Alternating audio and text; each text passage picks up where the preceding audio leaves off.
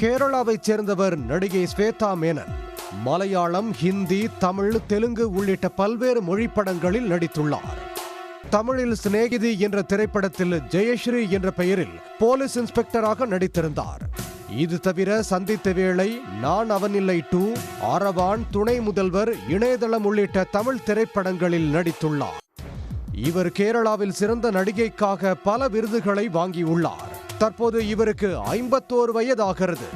இந்த நிலையில் ஆபாச படங்களில் நடித்ததாகவும் பணத்துக்காக விளம்பரங்களில் நிர்வாண போஸ் கொடுத்ததாகவும் நடிகை ஸ்வேதா மேனன் மீது குற்றச்சாட்டு எழுந்தது.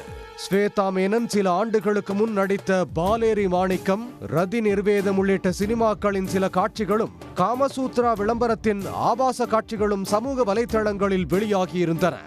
இந்த நிலையில் மார்டின் மேனாச்சேரி என்பவர் அளித்த புகாரின் அடிப்படையில் எர்ணாகுளம் CJM கோர்ட் உத்தரவின் அடிப்படையில் கொச்சி சென்ட்ரல் போலீசார் ஸ்வேதா மேனன் மீது வழக்கு பதிவு செய்துள்ளனர். IT ஆக்ட் படியும் ஒழுக்கக்கேடான முறைகேடுகள் தடுப்புச் சட்டத்தின் கீழும் அவர் மீது வழக்கு பதிவு செய்யப்பட்டது. இந்த சம்பவம் கேரள திரையுலகை அதிர வைத்திருக்கிறது. இந்த புகாரின் பின்னணியில் சதி இருப்பதாக ஸ்வேதா மேனன் குறிப்பிட்டிருந்தார். மலையாள சினிமாவின் நடிகர் சங்கமான அம்மா அமைப்பின் நிர்வாகிகள் மீது பாலியல் குற்றச்சாட்டு முன்வைக்கப்பட்டது. அந்த புகார்கள் மலையாள திரையுலகையே ஆட்டம் காண வைத்தது. ஹேமா கமிட்டி அறிக்கை விஸ்வரூபம் எடுத்ததை தொடர்ந்து அம்மா அமைப்பின் பொறுப்பாளர்கள் அனைவரும் தங்களது பதவிகளை ராஜினாமா செய்திருந்தனர். மலையாள நடிகர் சங்கமான அம்மா அமைப்பின் தேர்தல் வரும் 15ஆம் தேதி நடக்கவிருக்கிறது. இதில் தலைவர் பதவிக்கு ஸ்வேதா மேனன் வேட்புமனு தாக்கல் செய்திருந்தார். அவருக்கு ஆதரவு பெருகி வருவதாக கூறப்பட்டது. இவர் வெற்றி பெறும் பட்சத்தில் முதன்முறையாக ஒரு பெண் சங்கத்தின் தலைவராக பொறுப்பேற்பார். தலைவர் பதவிக்கு ஸ்வேதா மேனனை எதிர்த்து நடிகர் தேவன் போட்டியிடுகிறார்.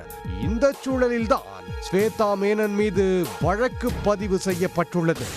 இதனிடையே ஸ்வேதா மேனன் தன் மீது பதியப்பட்டுள்ள வழக்கை ரத்து செய்ய கோரி கேரள உயர்நீதிமன்றத்தில் மனு தாக்கல் செய்துள்ளார். அந்த மனுவில் சமூகத்தில் எனக்கு நல்ல பெயர் உண்டு, என் மீது சுமத்தப்பட்ட புகார் அபத்தமானது, ஆபாசமான கதாபாத்திரங்கள் என புகார்தாரர் கூறப்படும் ஒரு கதாபாத்திரம் கேரள மாநில விருதை வென்றது. அதேபோல் மற்ற கதாபாத்திரங்களும் பொதுவெளியில் ஏற்றுக்கொள்ளப்பட்டு பாராட்டப்பட்டது. அது மட்டுமல்லாமல் அனைத்து படங்களும் மத்திய தணிக்கை வாரியத்தால் சான்றிதழ் பெறப்பட்டு பல ஆண்டுகளுக்கு முன்னால் வெளியிடப்பட்டு பொதுத்தளங்களில் இருந்து வருகிறது. அதனால் என் மீது தவறான நோக்கத்துடன் வழக்கு பதிவு செய்துள்ளனர். நடிகர் சங்க தேர்தலில் வேட்புமனு பெறுவதற்கு கடைசி நாளான ஜூலை 31ஆம் தேதிதான் புகார் சமர்ப்பிக்கப்பட்டுள்ளது. சங்க தேர்தல் தொடர்பாக ஒரு கோஷ்டி மோதல் நடந்து வருகிறது. இந்த தேர்தலில் வெற்றி பெற்றால் நான் தான் முதல் பெண் தலைவராக இருப்பேன். அதை தடுக்கும் நோக்கத்திலும் வழக்கு தொடரப்பட்டுள்ளது என தெரிவித்துள்ளார். இந்த வழக்கை விசாரித்த கேரள ஹைகோர்ட் ஸ்வேதா மேனன் மீதான அடுத்த கட்ட நடவடிக்கைகளுக்கு இடைக்கால தடை விதித்தது.